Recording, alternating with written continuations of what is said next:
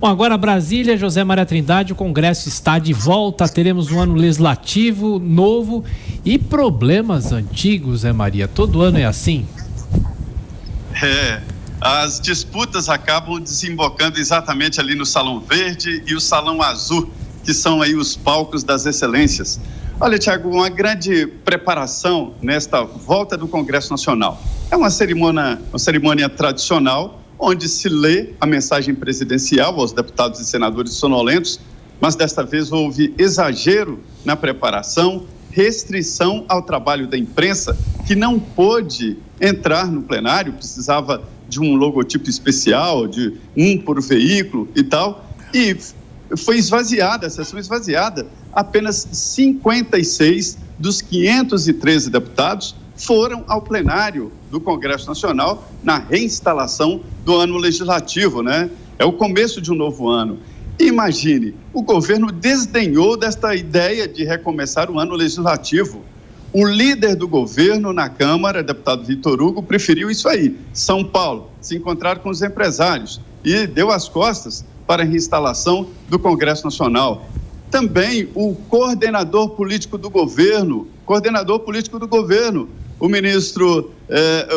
ministro que faria essa negociação com o Congresso Nacional, Luiz Eduardo Ramos, também não esteve presente. E aí o presidente da Câmara, deputado Rodrigo Maia, somando ali as divergências políticas e a disputa interna no Rio de Janeiro, ele disputa a mesma base eleitoral com o presidente Jair Bolsonaro, saiu dizendo que a prioridade é do Congresso Nacional e que a pauta é do Congresso Nacional e pronto. A ideia do presidente Jair Bolsonaro é votar rapidamente ali a reforma tributária, mas o projeto de votação da reforma tributária que é a grande disputa. Os deputados e senadores querem o projeto do Congresso Nacional. Olha, o ministro Onyx Lorenzoni sobreviveu para levar essa mensagem ao Congresso Nacional e ontem todo mundo só queria saber de coronavírus. Do mais, Tiago, a mesma coisa, essa disputa entre governo e Congresso Nacional e o Congresso tentando ali tomar à frente a predominância na política brasileira. Deputados dizem que querem ser aí essa balança. Portanto, esvaziamento na retomada dos trabalhos do Congresso Nacional. Zé, essa cerimônia do envio da mensagem, né, é uma praxe, né?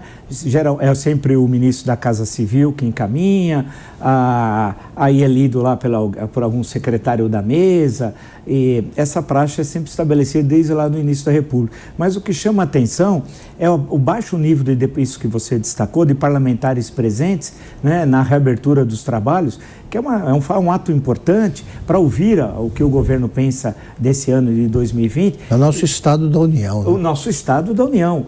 Mas a mensagem foi escrita com tanta pressa que esqueceram de falar da reforma administrativa. Né? Quer dizer, a gente percebe, quem tem uma entrada em anos como eu, que você percebe que tem várias mãos que escreveram aquilo e juntaram o texto e esqueceram de fazer uma leitura única.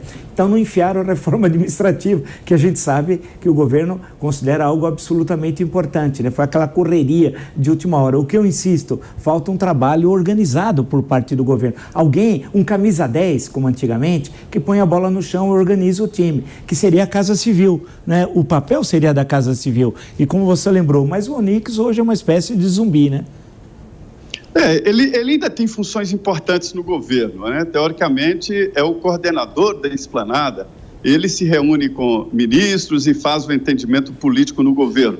Teoricamente. Na prática, ele perde, porque aqui em Brasília, a força mesmo vem da caneta. O ministro, se colocarem lá um assessorista que tenha força para assinar projetos e que tenha força para liberar recursos, esse assessorista será o homem importante da República. Eu ouvi isso na CPI do orçamento, quando o PC Farias não tinha nenhum cargo na República e era poderoso e procurado. Por quê? Porque tinha força de caneta. E o ministro Onyx Lorenzoni vem perdendo essa força de caneta e tem que se manter no governo porque para ele é importante. A reforma administrativa, professor, talvez seja o projeto mais importante para este governo e para os futuros governos. A máquina pública tomou conta do orçamento. Eu já disse aqui que o orçamento de 3 trilhões, 1 trilhão para a folha de pagamento dos servidores federais, 3 trilhões, 1 trilhão para o pagamento da folha e Previdência, quer dizer, não há orçamento que resista a uma situação assim. Então, começou tudo de novo no Congresso Nacional, as divergências de sempre, e também, olha, retomar os trabalhos numa segunda-feira é exigir demais aqui, né? Agora, Zé, eu vou repetir aqui, eu estou com a impressão de que o Onyx Lorenzoni não saiu da Casa Civil, mas a Casa Civil saiu dele, né? Ou pelo menos está escorrendo entre os dedos, né? Está saindo aos poucos. Ô Zé, agora falando sobre outras votações por aí, tem a questão da segunda instância. Será que o Congresso se organiza para discutir todos esses assuntos interessantes? Inclusive o ministro Onyx afirmou que pelo menos no primeiro semestre a reforma tributária estará aprovada na Câmara no primeiro turno, pelo menos, né? O Congresso funciona aos solavancos e pressões. Para se ter uma ideia, esse projeto aí que define a quarentena no Brasil, que não é regulamentada, vai ser agora regulamentada, ele será aprovado rapidamente, porque há um entendimento, há uma visão geral que o projeto é necessário e o presidente Jair Bolsonaro nem vai assinar medida provisória. Então, quando há um acordo, a coisa funciona rapidamente. A reforma tributária é um acordo de votação. Há ali alguns pontos que serão discutidos e tal, mas a reforma tributária será aprovada. Só que esse termo reforma tributária, eu me recuso a chamar esse projeto de reforma tributária, né? Alguns dizem que é mini reforma tributária e eu acho que é simplificação do pagamento de impostos e trata-se de um passo muito importante.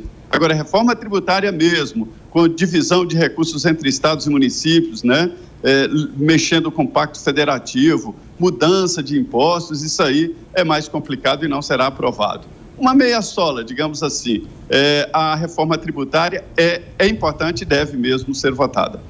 Para fechar, professor. Como o Zé Maria já tem alertado, vai ser uma simplificação no pagamento dos impostos, o que já é um grande avanço, porque tem certas empresas que têm um setor enorme para conseguir pagar os impostos e contrata a escritórios de advocacia de direito tributário, porque é uma confusão generalizada. Então, o sentido vai ser simplificar o pagamento. Agora, entrar nisso que você destacou, na distribuição do bolo dos impostos, como é que vai ficar com cada estado, aí isso dá uma briga que passa anos. Por exemplo, eu sei que o pessoal não vai gostar, mas eu tenho de falar, a Zona Franca de Manaus.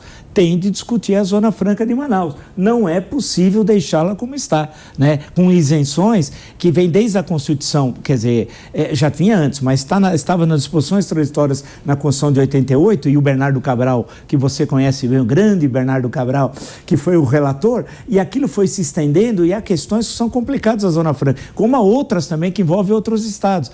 Então, é como você disse, vai simplificar o pagamento. É bom isso? É suficiente? Não é, mas já é um avanço, né?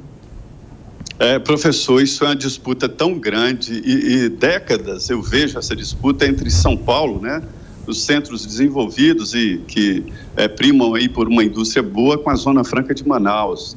Há um desequilíbrio e a Zona Franca de Manaus, segundo me dizem senadores, o Amazonas terá um baque muito forte se esta isenção para a Zona Franca acabar. De qualquer maneira, um dia o Brasil terá que discutir isso sim. Zé Maria Trindade com as notícias de Brasília.